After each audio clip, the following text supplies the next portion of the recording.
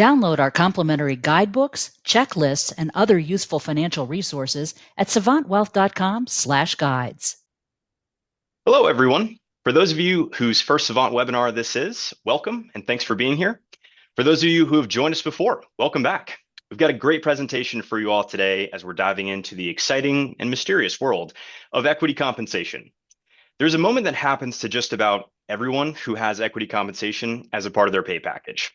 You log into your stock plan account, you look at the balance, and it hits you that this is real money now. Not a line in a benefit summary, but real money. And the very next thought is almost always the same one. Okay, so what am I actually supposed to do with this? Where do I start? That question is what today is all about. Not what an RSU is, you can look that up in 4 minutes. It's what to do when the shares actually show up. I'm Evan Goldfuss, and I'm an advisor out of our Atlanta office, and I'm here today with my colleague, Matt Witter from our Doylestown, Pennsylvania office. Welcome, Matt. Thanks, Evan. Nice to be here. We're going to cover a lot of ground today, and we've built in some time at the end for the questions we get asked the most. Here's what makes equity compensation different from every other part of your financial life. Everything else you chose or at least had an input on. You picked your 401k contribution rate, you chose the funds inside it, you decided to buy the house and how much to put down. Every one of those was a decision you sat down and made on purpose, hopefully. But when it came to your equity compensation, it kind of just showed up. The shares vested on a date somebody else set in a company you don't necessarily control and in an amount tied to a grant you signed sometimes even years ago and probably haven't even looked at since. For some of you, it's very likely that nobody walked you through it. It's just started accumulating while you were busy doing your actual job. So when people tell me they're not really sure what to do with their company stock, my honest reaction is, of course you're not. Nobody ever asked you to make a decision about it. And what to do with it after it's given is not really really not their problem. But here's the thing, it's still income. Your company still paid you. They just paid you in shares instead of cash. And once you see it that way, as money earned rather than a windfall that landed on you, the decisions get a lot more straightforward. So that's the idea underneath everything we're going to cover today. So let's put some structure on it. Here's where we're headed today. We're going to start with understanding what you actually have, because most people have never seen it all on one page. If you haven't gone through this exercise, I promise you're not alone here. The information can generally live up to 4 different places, so it's kind of tough to map out. Then we're going to work through the 4 big questions. How much is too much? How does this fit into your plan?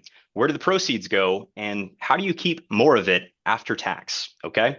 Now notice something about that list. Only the first part is really about equity compensation. Those 4 are financial planning questions that happen to be pointed at your company stock. That's the honest version of this topic, and it's why we built the session the way we did, instead of as a tour of award types or just a glossary of terms. So finally, we're going to come to a close today with a few things worth knowing before you go, including the mistakes we see cost people the most money. Matt is going to start us off and bring us through our first steps today. All right, thanks, Evan. So let's start with what you actually have. All right, so on this slide, find your column here because most of you have 1, 2, or even 3 of these, and they don't behave the same way at all. RSUs are shares that you receive once they vest, and they're taxed as ordinary income the moment you get them. NSOs and ISOs are both the right to buy shares at a set price, but the tax treatment is completely different. And an ESPP lets you buy company stock, typically at a discount through payroll. It's a nice incentive. Now look at the bottom line in each box, because that's the point of this slide. RSUs are the only one where the tax event happens to you whether you act or not. Everything else is waiting on a decision that you make. One note on ISOs, they're the most complicated thing on this slide by far, and 2026 made them even harder because the AMT thresholds came down and the phase-out rate doubled. This basically means that the AMT exemption phases out sooner and twice as fast. So if you hold ISOs, that's more of a modeling conversation. It's beyond a webinar conversation. So now that you know which of these boxes apply to you, let's put them all in one place because the next step is building a complete inventory of everything that you hold. All right, so here's a question. If I asked you right now, how many shares vest between today and the end of the year, could you tell me the number? Most people can't, and that's not a criticism at all. The reason is that this information lives in 4 different places. Your stock plan portal is one of them. Your grant agreements is another, the plan document itself, and lastly, payroll. Most likely nobody has ever asked you to put it on one page before. So that's the first thing to do. And it's the one item on this list you could finish this week. Doesn't take too long. Every award, every date, every price in one place. And if you have non-qualified deferred compensation, put that balance and the payout date on the same page because it's part of the bigger picture. Then look at the bottom line because that's where this stops being an administrative exercise and starts being more of a financial plan. What percent of your net worth is this? Hold on to that thought because we'll come back to it in about 10 minutes. So there's only 4 moments when tax shows up on any of this, and it helps enormously to have them straight. At vest, RSUs become ordinary income on the full value. It lands on your W-2 like a bonus, and that one is automatic. You don't really choose the timing. When you exercise, options create income. For NSOs, the spread between the strike price and the market price is ordinary income right then. It's called the in-the-money value. For ISOs, there's no regular tax, but that same spread can trigger alternative minimum tax. This is where the timing is up to you, and it tends to be where the most expensive mistakes happen. We've seen it. At sale, you have a capital gain or a loss measured from the value on the day you receive the shares. And then at filing, everything gets trued up, which means April isn't really a planning moment, it's more of a reporting moment. 3 of those 4 you can influence, the 4th just reports what you already did. This is the one that surprises people every year. RSU income counts as supplemental income, and the withholding rate on supplemental income is set by law by the IRS rather than by your actual tax rate. For most people, it's a flat 22%. You can think of 22% as like a factory setting. It's what the payroll system does when nobody has told it anything about you. It isn't really wrong, it just doesn't know you exist. So if your real marginal rate is 32% or 35 or 37%, you're considered under withheld on every single vest, and you won't, chances are you won't find out until April. The fix isn't complicated. Just run a tax projection in the middle of the year or after each vesting event and cover the difference with an estimated payment. It's like a 30-minute conversation with your CPA that saves people thousands of dollars and a potential tax surprise. Let's put real numbers on that because it lands differently when you can see it. And I'll say up front, these are illustrative numbers, not a recommendation. So 1,000 shares vest at $100 a share. That's $100,000 of ordinary income, and it goes onto your W-2 as wages, just like a bonus would. Now look at these 2 bars because this is the part that surprises people. The bar on the left is what the company withheld, $22,000 at the flat 22% default rate we just talked about. The bar on the right is what you actually owe if your marginal rate is 35%, for example, or $35,000. The red section there is the difference. $13,000 and nobody sends you a bill for it until next April. Now multiply that by 4 vests a year in some cases. But look at the panel all the way on the right because this is the half that nobody talks about. In this example, 780 shares landed in your account worth $78,000 and every one of them is in a single company. Nobody asked whether you wanted that, it just simply happened. And that's exactly the right place to start the second half of this conversation. Evan? Thanks, Matt. And that last slide is a good place to go ahead and just stop for a second. Stop and think, because everything we've covered up to now has been mechanics. What you have, how it's taxed, when the bill shows up. That's the how it works part. Everything from here is going to be about what to actually do, and that's a different kind of question. So let me put it this way. Imagine you hire a contractor to renovate your house. And the first thing out of their mouth is, so are we thinking quartz or granite here? Before even asking how long you plan to stay, whether you need another room, or even what your budget is. You'd probably stop them because it's a little bit backwards, right? They're answering a question you haven't even got to yet, maybe even thought of yet. That's exactly what it looks like when someone gives you an answer about a company stock before they know anything about your life. Sell half, hold 3 years, wait for the stock to recover. Those are just countertop answers. At Savant, the way we say it is that your planning should drive your strategy, not the other way around. The strategy is the what, the planning is the why. And when people get stuck on equity compensation, it's almost never because they don't understand the strategy. It's because no one has helped them with the why. So planning is what the next section is all about. The big four questions: how they build on each other, how much is too much, how this fits your plan, where the proceeds go, and how to keep more of it after tax, the big one. Let's start with the one we get asked more than any other. How much is really too much? Is there even such a thing, right? Let's start with what this is actually riding on, because it's usually a little bit more than people count.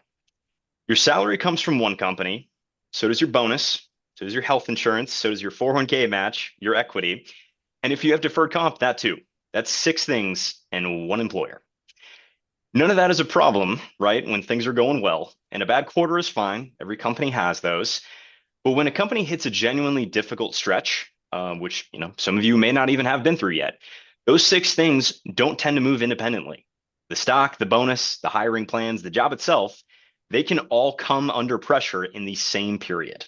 That's not a market risk you're diversified against. That's a single company risk that you're carrying in 6 places at once. Okay? Here's the way we think about it. Your employer already pays your salary, your insurance, your bonus, your match, right? All those things. When you hold every share they hand you on top of all of that, you're spending your paycheck at the company store. And here's something worth sitting with. Research on individual US stocks show that over longer time horizons, they've generally found that only a minority of them both survive and outperform the broader market. Now, that's not a prediction about your company. Nobody knows which ones those are going to be. If you did, we wouldn't be sitting here today. It'd be way too easy. Including, the analysts that cover them, they don't even have that information. It's just a reminder that, this is not a prediction about your company. It's just a reminder that any single company is a narrower bet than it tends to feel like from the inside. I also want to be fair about why people hold anyway, because those reasons are real too. The tax bill can feel like a punishment for doing something right. The stock keeps going up maybe in some cases, so they might not feel like there's ever any urgency. And also there's a genuine loyalty to the company that built your career. Totally get that. All 3 of those make complete sense, and none of them is, in analysis. But what we're dealing with today is really being realistic about concentration being how wealth gets built, but diversification is usually what helps preserve it. So we're trying to, talk through the difference between those two and be realistic. So being all in with no plan, that's the real risk, right, that we want to address. But let's come back to that actual question. How much is too much? Because this is genuinely the one we get asked more than any other, and it deserves, a fair answer rather than just dodging around it. The honest answer is that it's different for everyone. I always say, my longest running joke is that my most used word in financial planning is always, it depends. So there's a rule of thumb here that's worth, starting with as a conversation starter. Add up everything tied to your employer, your vested shares, your unvested shares, ESPP shares, options, both vested and unvested, and any company stock sitting inside your retirement plan at work. Take it all together. Then go ahead and divide that by your total net worth. And by the way, if you haven't actually mapped out your net worth, everything you own minus everything you owe, your assets minus your liabilities, this is a good reminder to do that too.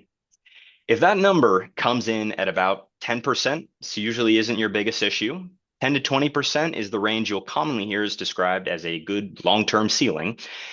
And above 20%, that question usually isn't about whether to diversify, it's on what schedule, on what cadence. Here's the part that people miss though. Unvested shares still count. The more equity you're still waiting on, the more exposure you already have coming your way. And the stronger the case for selling the vested shares as they arrive to help maintain your long-term exposure. Now, one thing before we move on, because the percentage only gets you so far. That number is a diagnostic. It tells you whether you have a concentration issue and roughly how big it is. What it doesn't tell you is what to do with the shares actually sitting in your account today. Nobody should immediately sell 11% of their net worth just because, we're talking about it on this slide or because they're a little bit over that ratio. So there's a second question here, and it's much simpler than you'd expect. Go ahead and ask yourself, if that money were sitting in your checking account today in cash, would you go out on the open market and buy the stock with it, all of it at today's price? If the answer is yes, and you're okay with that risk, then long-term holding and accumulation is a legitimate plan here. Some of you have done extremely well holding, your company stock, and I'm not going to stand here and tell you that that was wrong. But quite often that answer is no. And if it's no, you're not holding on to an investment, you're holding on to, accumulation really. Those shares showed up and nobody ever made a decision about them. There's really no third answer here. Not deciding is still deciding to hold. The practical version of this is to set a default rule for new vests, to set it in a calm month too, not when things are hectic or changing a lot. That way, the decision gets made once on purpose instead of 4 times a year, potentially under a lot of pressure. So here's the thing. Most people, when they hear that question, they already know their answer, but they still don't act on it. So why is that? It's not because they're bad at math or, they're hesitant about making decisions. It's because you work there, because you know the products, you know the roadmap, you know how good the team is, you're on it. It genuinely feels like you know something that the market doesn't. Behavioral economists have a name for this, familiarity bias. It's the tendency to prefer what we recognize over what's better diversified. It's one of the most well-documented biases that there is out there. And sometimes you really do have insight. You may honestly have a better read on your company's competitive position than an outside analyst does. That's absolutely possible. But here's the test. Can you point to a concrete analysis, or is what you actually have just a feeling that the stock is going to go up, or some gossip around the company? Those aren't the same thing, and really only one of them belongs in a financial plan. And that's really the bridge into our second question, because whether you hold or sell, the amount and the timing shouldn't come down to a gut feeling about the stock. It should come out of your plan, your specific plan. So that brings us to question 2. And to the one question your stock price can't answer for you. How much should I sell? Every other question today has some kind of rule of thumb behind it. This one really doesn't. This one has a number, and that number should come directly out of your personal plan. It doesn't come out of the stock price, because if you're waiting for that right price, there is always a reason to wait one more quarter or for, one more inch up. It doesn't have to come out of your tax bracket either, because having the tax tail wag the dog is not the way to approach this. So here's what we actually do. We take the plan you already have, your goals, your timeline, your spending, what we're trying to achieve, and then we stress test it. We say, what if? What if we cut that concentrated position on paper in half? Okay, we model a 50% decline and we see what happens. If that plan still works, then you have real flexibility here, and holding is a choice you can afford to make. If the plan breaks, however, then we know exactly how much has to come off the table to stop it from breaking. That is truly what your number should be. Think of it like a fire drill. We're not predicting a fire, we're checking the exits that work. Because that's all diversification is really asking. It's not what will the stock do, just this. If it happened, if that happened, that big decline, would you still be okay? Would your plan still be fine? That's what we're trying to figure out. So what goes into that number? Here's how we actually build it, because the assumptions matter way more than the math does. Unvested shares only count if you genuinely plan to be there through the vesting period. If you're thinking about leaving inside a year, we only model what vests before you go. Otherwise, you're building a plan on shares you might never receive. Future grants, we treat as upside, never as an assumption. Even on a normal refresh cycle, they aren't promised. Companies mature, grants can shrink, people change industries. So we leave them out on purpose. And if they show up, that's a good problem to have. On value, if the stock has just run up and it's sitting near an all-time high, we go ahead and use a more conservative number. And if it's private company, we discount it even further, because those valuations can move a long way before the final. So here's the one that matters the most. For the shares you plan to keep, we model them as if the proceeds were already in a diversified portfolio. Not because we're being pessimistic about your company or because we don't believe. It's because a diversified portfolio has decades of return history behind it, and a single stock necessarily does not. If the only way your plan works is by assuming your company stock keeps compounding at the rate it just did, that is not a plan. That's a hope. So we want to be realistic with our approaches and our assumptions. So that's the number, and that's how we build it. The other half of the same question is, what is the money actually used for? Okay. And there really are about 4 jobs, that money can do. Think about your paycheck for a second. Every dollar already has its own job, right? Some goes to the mortgage, some goes to savings, some goes to groceries.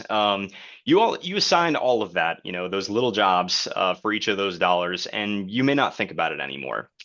Equity proceeds, however, show up with nothing necessarily assigned to it. Same money, no instructions. So here's the order we kind of like to or recommend giving it, right?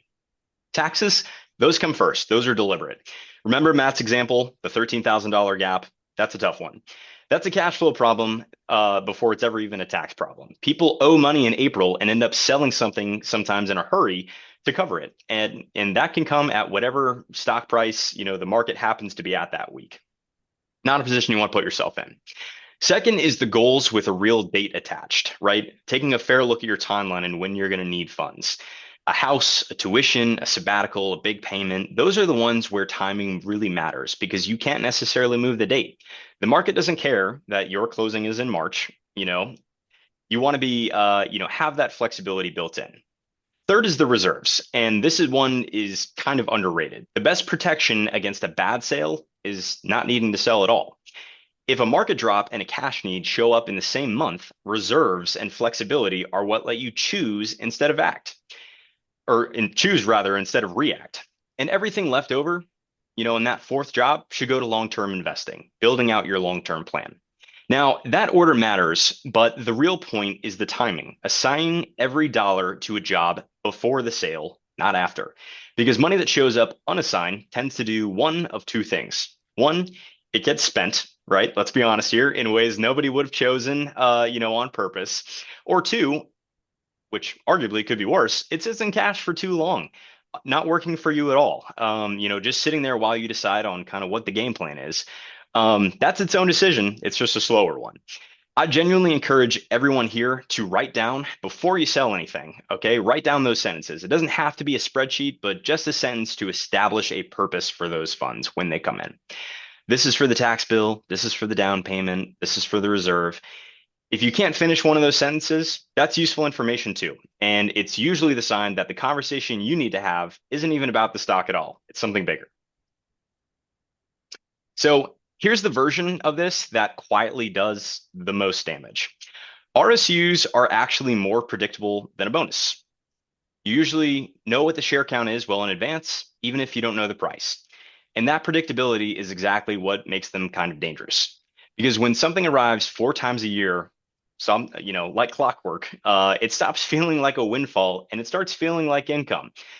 And once it feels like income, it becomes a part of your lifestyle, right? The house, the cars, the schools, nobody sits down and decides to do that. It happens one good year at a time, and each individual step is, completely reasonable. Then the grants finish vesting, or the company doesn't refresh at the same level, or you move into a role where equity may not be, a part of your package, and that income goes away or can go away. Meanwhile, the house payment, the tuition, all that other stuff, none of that necessarily adjusts or, is given a signal to adjust. It's very hard to cut expenses far enough and fast enough to rebalance a budget that was built on equity. Let's go back to the house example from earlier. Your salary is the foundation, right? Your equity is the roof. You want to build your house on the foundation. And if the roof comes off in a storm, you'll still have the house. But build the house on the roof, you've got a real problem here. So I also want to be fair here because some of your equity is not a bonus on top, right? It's most of your compensation in some cases. And telling you to live on a base salary is not necessarily realistic. That's perfectly fine. It just has to be a deliberate choice rather than a drift. And practically, it usually means carrying more in reserves, right, for that flexibility, and being more conservative about your fixed costs because the thing funding your lifestyle can move sometimes up to 30% a year, right? That's a lot to be moving around and planning about. But for most people, here's the rule that holds that up. Let the salary carry the fixed costs, the things you committed to every month, whether the stock is up or down, right? And then let the equity do the work that changes your life, funding the goals, building the reserves, building back some of that flexibility. Live on the salary, let the equity build the plan. All right, so you've mapped it out and now you're selling some shares. Where does that money actually go, Matt? Yeah, thanks, Evan. We often say here, that the best wealth acceleration tool is accumulating your long-term incentives over time. So Almost every talk on this subject says diversify, and then it stops. Nobody tells you into what. And that gap is exactly why people sell their company stock and then leave the money sitting in cash for several years, for example. So start by looking at what you actually own. A lot of people sell company stock and then buy the very same risk right back without realizing it. If you work in tech or a large pharmaceutical company, for example, and your 401k sits in a large cap growth fund, you may be more concentrated in your own stock sector after the sale than you were before it. So go look this week. It takes a couple of minutes. The default destination is boring on purpose. A broad, low-cost, tax-efficient mix of stocks and bonds. This is not the place to try to be clever. And match the risk to the timeline. Money that you need for a house in 18 months doesn't belong in the same bucket as money that you need in 20 years for retirement. Then rebalance on a schedule, not on a headline. Before you decide where the proceeds go, it's worth looking at what the whole portfolio is actually doing for you. We believe asset allocation is the main determinant of a portfolio's returns, and it should be driven by your plan rather than by whatever happened to land in the account. Now look at that chart for a second. When a single position gets large enough, it stops being one holding and starts being the allocation. Your mix is no longer what you chose, it's whatever the vesting schedule handed you. So evaluate the allocation before and after any large transaction, not just after. A sale that looks like diversification can leave you just as concentrated if the proceeds go somewhere closely correlated. And that last line is the one to hold on to. Your equity award decision should line up with your long-term risk tolerance. There's one more layer that most people never touch, and it isn't what you own, it's where you own it. Same clothes, different pockets, you can think of it as. Two households can own the identical portfolio, and one of them keeps meaningfully more of the return purely because of which account each holding sits in. The general idea is that the holdings which throw off a lot of taxable income belong in your retirement accounts, and the tax-efficient holdings belong in the taxable account. In a big vest year, when your bracket jumps, something like high-quality municipal bonds can sometimes beat the taxable alternative on an after-tax basis, as one example. And this one ties directly back to your company stock. Losses harvested elsewhere in your portfolio can offset the gains that you realize when you diversify out of a concentrated position. That's the whole argument for managing the taxes and the investments together instead of separately. The bottom line, in plain terms, selling a large concentrated stock position is going to create a tax bill. That's simply unavoidable. But we have solutions to help manage that impact so it costs you less than it would if you sold without a plan. All right, so here's the same idea, but one level deeper. Every dollar you own lives in one of the three buckets here on the screen, and they behave completely differently. The Roth you can think of as the golden bucket. It's best for long-term growth, for money that you may take as a lump sum, and for what you plan to leave behind to your heirs. It's actually the worst place to hold what you plan to give to charity because the charity doesn't pay the tax anyway. The traditional IRA is you can think of as the borrowed bucket because part of it already belongs to the government since you haven't paid the tax yet. It's best for steady spending in retirement and for strategic Roth conversions, ideally when you're in a lower bracket, and it's a great place to give from once you're old enough. It's the worst place to pull a large lump sum out of because that's exactly when the bracket jumps. And the taxable bucket you can think of as the leaky bucket because it gets taxed along the way. That's where nearly all of your equity compensation lands. Lump sums, legacy through the step up in cost basis, and charitable giving with appreciated shares all work best here in the taxable bucket. The point here isn't the taxonomy, it's that the same dollar is worth different amounts depending on which bucket it's sitting in. Now let's talk about what all this costs, starting with something that surprises people. Most of the timing on this isn't a choice, it's a constraint. And honestly, that's a relief because it means you're not supposed to be predicting the market anyway.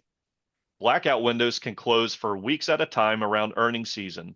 If you're considered an insider or you have material non-public information, the restrictions are tighter still. A 10b5-1 plan is the standard tool for insiders, and it does give you an affirmative defense. But the SEC tightened those rules significantly in 2023. There are mandatory cooling off periods before trading can begin, certifications that you have to sign, and limits on overlapping plans. So it's not something you set up the week that you want to sell. And if you have deferred compensation, your election deadline usually falls before the year even begins. That's a date most people don't even have on their calendar at all. So put every one of these on one calendar and work backwards, because the decision date is always earlier than the deadline, usually by a lot. The reason to do this in February is that in November, you'll have 3 weeks and no options. And when you have more than one kind of award, the order you go in matters as much as the timing does. I'll be honest with you, there's no universal answer to this, and anyone who gives you one in 30 seconds is just guessing. The left side of this slide is why. Which awards you hold, how far into vesting you are, how long you've held the delivered shares, what your income looks like over the next few years, whether you're carrying an AMT credit, and what the trading windows allow. I'm not going to read all of them. The length of the list is the message here. But look at the last one, what the cash is actually for. That's question 2 showing up inside question 4 of this presentation. These aren't separate conversations. On the right is one approach to the order within a given stock position. Largest short-term losses first, then long-term losses, then the smallest long-term gains, and then the smallest short-term gains. And notice the note at the bottom because it matters. This usually plays out over several years, not just 1 year. In plain language, within any one stock position, sell your losers first before your winners, and sell your biggest losers first. That order lowers your tax bill along the way, which is why we don't just sell in the order the shares happen to vest in. Before we get to what you can control, there are 2 tax rates worth knowing here because together they set the size of the prize. Here's the first one.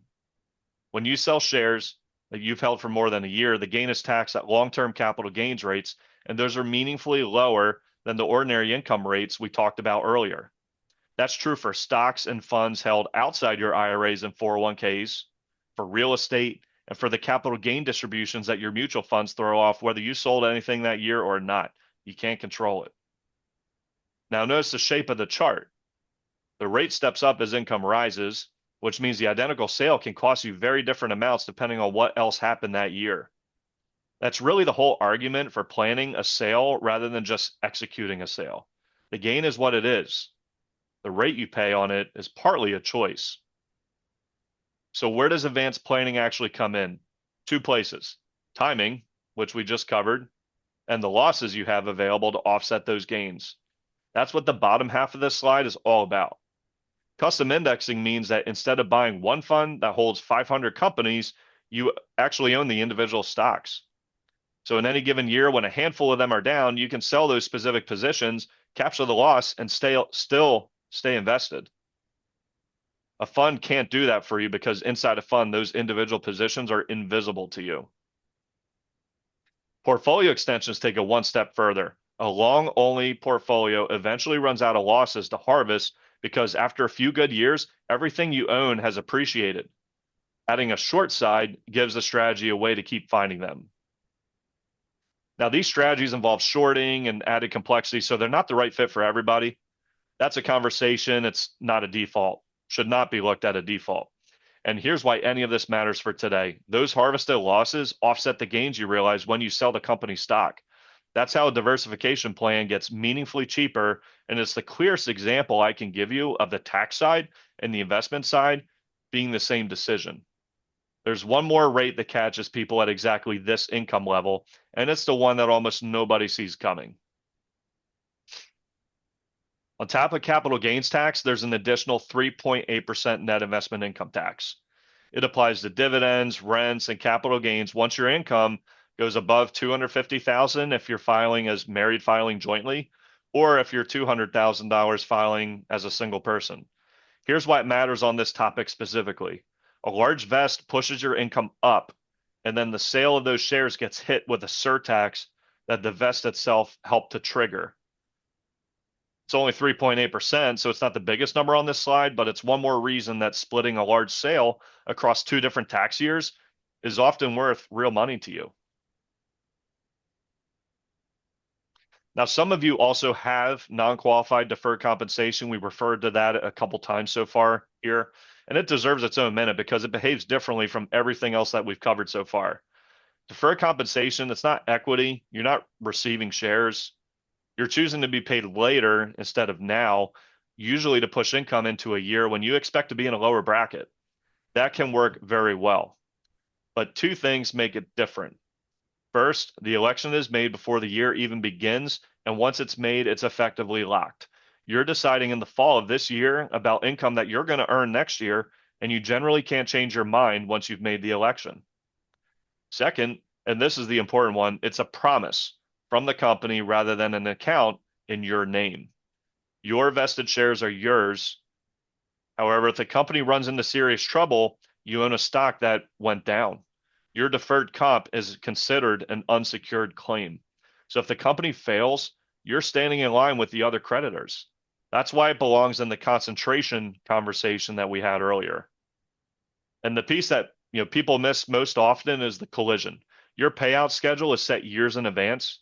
If a large deferred compensation distribution lands in the same year as a big vesting event, you've now stacked two ordinary income events in one tax year. That's very fixable, but only if you look at it before the election and not after. So with all that in mind, here's what you can actually control in a year when a lot of this lands at once. Simplest one first. Selling part of a large position in December and part in January can keep more of it out of a higher bracket. Almost nobody does this, and it costs nothing but a conversation late in the year, like in October, for example. If you already give to charity, this is the big one. Company stock with a large gain that you've held for more than a year is usually a better thing to give than cash. You may get a deduction for the full value and avoid the capital gain entirely. And a donor advised fund lets you do all of that in the year that the big vest lands, when the deduction is worth the most to you, and then you can decide later which charities actually receive it. Then the ordinary things that matter more than usual in a high year. Harvest losses elsewhere in the portfolio. Max the 401k, max your HSA. No brainers if you can afford it.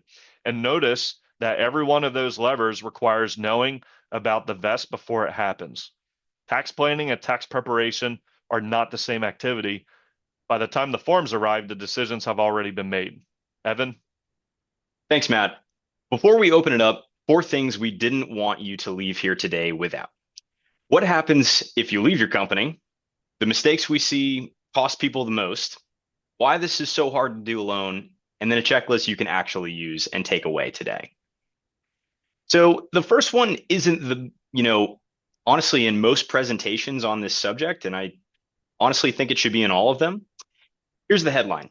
In a lot of plans, a 10-year option turns into something like a 90-day option the moment you give notice. Same option, same grant, the clock just totally changed. Now, that window does vary. Some plans are shorter, some are considerably longer, and it can totally depend on when you're leaving. But whatever yours says, most people find out what it says after they've already resigned. Unvested awards are a similar story. In most plans, they're simply forfeited.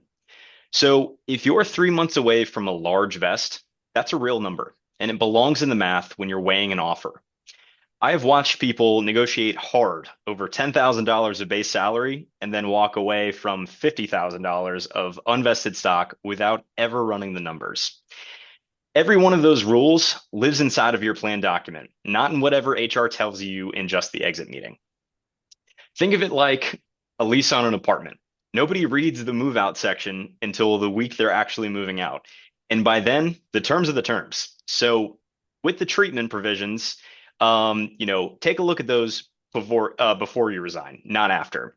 And that same section usually covers what happens in the event of disability or death, and those are absolutely worth knowing for exactly the same reason. The second thing, the 4 that cost people the most. And I'm going to tell you up front, the first 3 are ones that almost nobody in this room has checked or figured out. Number 1 is the only one on this list where you can actually get money back. You already paid ordinary income tax on your shares when they vested. That value is your cost basis. But brokerage 1099-B forms can sometimes report that basis as 0 or even leave it blank altogether.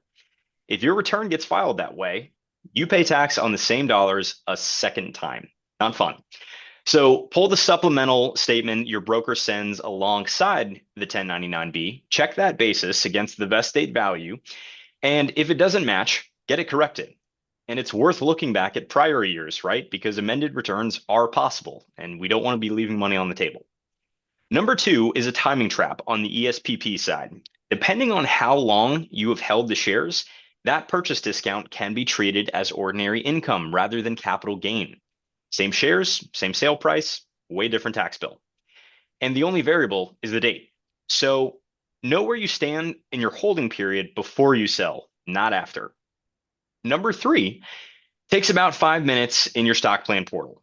Most plans give you a choice about how the tax gets covered when shares vest. Selling some of the shares, having the company hold shares back, paying cash, or taking it out of a paycheck. And if you never make that election, a lot of plans just pick one for you. And that's definitely not the route we want to take. Now, none of those options change how much tax you owe, but they can change, how many shares you walk away owning and whether cash leaves your account that month. So it isn't really a tax question at all. It's a question about how much company stock do you want to keep buying, and it's being answered by a default setting that you've probably never looked at. So go find that screen. Number four is one that we've been circling kind of all hour here. And if you can't answer that cash bonus question, you don't have a strategy. You have an accumulation. And here's the difference between that one and the other three. Everything else on this list costs you money once. That one compounds quietly for as long as you leave it alone. So definitely one of the most important to pay attention to. Now, here's the third thing, and it's one that kind of ties this whole session together. Go back to those four for just a second. Not one of them is really that complicated. You understood all four just now in about a couple minutes. So if they're that easy to understand, why do they keep happening? Why do they come up at all? Because none of this is really a knowledge problem. They're handoff problems. Look at each one of, look at what each of these people, on your team actually sees. Your advisor knows your goals and your portfolio, but often doesn't see the tax return until it's been filed. Your CPA sees the return, but usually in March, months after every decision that actually mattered and was factored into that was already made. At that point, they're really just, baking the cake and didn't choose the ingredients. Your stock plan administrator holds the grant term, the windows, the election screens, and has no idea what, the money is for you, and they can't advise you on that. Most often, each person on this team just has really a third of your picture. And when nobody has the whole thing, those pieces just don't connect. And that gap is exactly where all four of those mistakes really live. So here's what we'll leave you with. You shouldn't have to walk this road by yourself, and you shouldn't have to be the one stitching it together either. In the middle of a busy career or, in those last 4 weeks before year end, that shouldn't be on you. And it isn't just about having people. It's about having the people who are actually coordinated on one team. 3 good professionals working separately is 3/3 of a picture that has never gotten assembled, right? What you want is everybody looking at the same exact map, working from the same file, and planning the same year. Not individual players, but one team, and all of it is on your side. That's a big part of why we are built the way we are here at Savant. Our planning people, our investment people, our tax people, they all sit under one roof and work from the same information on you. But however you get there, somebody has to be holding the whole picture. And it's a much easier road when you're not the one holding it alone. So one last thing, everything we covered here in one place on one slide. If you want to take a screenshot, now's the time to do so. So if you take one thing away, from this whole hour, definitely take this, page in its entirety. Notice how it's grouped, because those 4 columns are really 4 different kinds of work. The first you can do entirely on your own, and you could generally finish them this week if you want to get diligent and get after it. You can build that list. Then run the numbers. What % of your net worth, this actually is? What was actually withheld on your last vest, and what's coming between now and the end of the year? The third column is verification. These aren't things to figure out. They are things to go look up and confirm. The answers already exist. They're in your 1099B, in your plan document, in your stock plan portal. 10 minutes on each, and most people have never opened really any of them. The fourth column is the conversation. That's the part that really isn't a task, it's the plan. And that last line is where I'd start because it goes right back to what we were just talking about. Your team should be walking alongside you for this, asking the right questions and getting that conversation going. Now, President Kennedy said the time to repair the roof is when the sun is shining. And that's really the whole point of this checklist. Nothing here is urgent today. Nobody's forcing you to do any of this week or any of this, just this week. But that's exactly the right time to do it because the alternative is working through these questions, trying to get these answers in the 4 weeks before year end, or the month before you get a job offer, or the week before a large vest lands, and suddenly you need a good answer. Those are all the same questions. They're just much harder to answer well, when the clock is running. So pick an evening in the next couple of weeks, put an hour on the calendar, and work down, those first 9, and be ready to address the next ones. And if you get through them and the answers raise more questions than they settle, that's not a sign you did anything wrong. That's just your sign that a broader conversation needs to be held. So we have covered a lot of ground today. And if you're walking away with even just one question about your own situation, that's exactly the conversation we want to have with you. I encourage everyone to take advantage of a free 15-minute phone call here with us, where we can dive into your specific plan, get to know your world, and see if we can help guide you and your family through that next financial chapter. That link is in the chat right now. Grab a time that works for you, and our team will be ready to help. Us advisors at Savant love this conversation because there's so much complexity to it and so many layers. And making complexity easy is exactly what we do. Now, we've got a few minutes left here today, so let's jump into a few of the great questions we've gotten in the chat throughout the presentation. Matt, where should we start? All right, thanks, Evan, and thanks for sticking with us, everybody. Looks like the first question here. I know I'm too concentrated, but I've held this stock a long time, and the capital gains bill would be enormous. Isn't that a reason to keep holding? So it's the most common reason that people don't act, and it's worth taking seriously rather than waving off. But if you flip it around, if you're holding a position because selling costs you 20% in tax, you're accepting 100% of the risk to avoid 20% of the cost. And so the tax doesn't go away by just waiting. It usually just gets bigger and bigger as the position keeps growing. The good news is that the bill is rarely as fixed as it feels. You can spread the sale across multiple tax years, kind of like we talked about earlier. You compare it with harvesting losses elsewhere in the portfolio. We also touched on that. If you give it to charity, the most appreciated shares that have made the most money are the best ones to give typically. And you may not have to sell all of it, but just enough to get the plan to work. So that's why we model it out, the tax cost across several different tax years rather than treating it as just one number.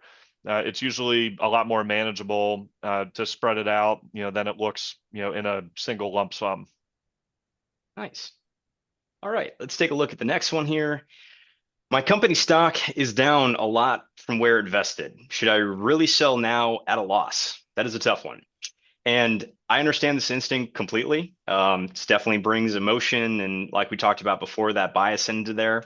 But I would gently challenge the framing on this one. You're not selling at a loss relative to what you paid because the tax basis reset when it vested. You're selling relative to a high watermark you're kind of anchored to, right? And the market has no memory of that number. Here's the reframe I'd offer here. If the position were in cash today, would you buy the stock back at this price? Same question we kind of asked earlier. And a down position is actually the cheapest time to fix concentration because the tax cost of diversifying is really at its lowest, right? You can use that to your advantage. You may even have a harvestable loss that you can use, like Matt walked us through, against other gains, right? You can use, that loss to, as they say, make lemonade from lemons. Waiting to get, back to even here, which is a very common thing that people try to do. It's a very common instinct. That's the one that keeps you concentrated the longest, is kind of just waiting to get back to those right numbers. So, roundabout way of saying, I think it's about kind of zooming out, taking advantage of the situation, making the most of it, and not being anchored to trying to get back to certain prices. Again, let your planning drive your strategy with that one.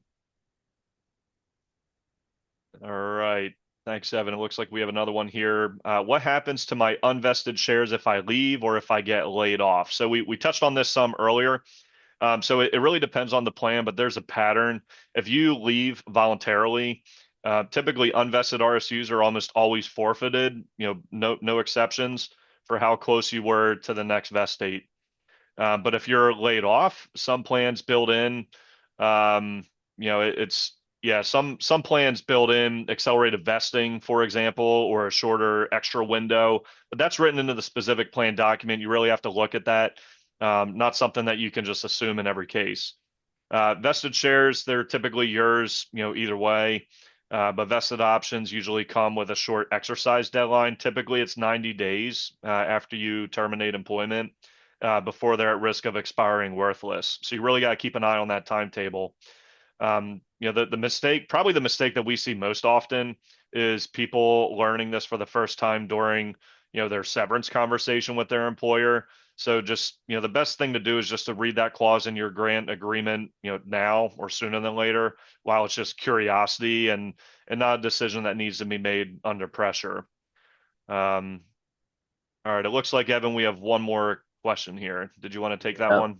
Yeah, let's see. All right. So I'm a few years from retiring, and most of my net worth is in my company stock. Does that change any of this? Absolutely. It changes almost all of it. That's a great question. Everything we talked about today matters more the closer you get to retirement, because the thing you lose is time to recover, right? Things we can't get back. That's a very important, great question to ask. If you're 35 and your position drops by half, like we said, that's painful, but your plan can't survive, right? You can do different things to make up for that and get back on track over time, because you have decades of earnings ahead, more grants coming, and things that can fill in the gaps. If you're 3 years out potentially from income dropping off completely, and being in full retirement, that same drop in your assets that you're potentially having to live off of, that same drop can move your retirement date by a lot, right? And there's no next grant to backfill that.